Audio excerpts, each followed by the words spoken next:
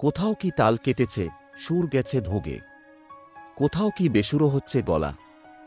এমনিতে আমাদের এই বঙ্গ বিজেপিতে সুকান্ত দিলীপ শুভেন্দু শিবিরের রগডানি ঘষ্টানি খুব নতুন কিছুই নয়। দিল্লির নেতারা এর জটিলতা বুঝতেও পারবেন না, আর পারলেও তার সমাধানের চাবিকাঠি তেনাদের হাতে নেই। বুঝতে হবে, দিলু ঘোষ আজন্ম আরএসএস, তিনি প্রচারকের দায়িত্ব সামলেছেন বহুকাল।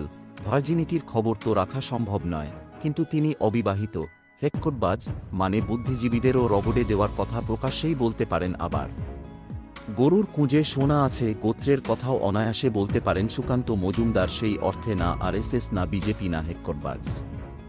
অধ্যাপক মানুষ, বিজেপির রাজনীতিতে একেবারেই মানানসই নন, কিন্তু দিল্লির নেতাদের কাছে বাংলার ইন্টেলেকচুয়াল মুখ, আর উত্তরবঙ্গের বলেই এক আলাদা সমীহ আদায় করে নেন।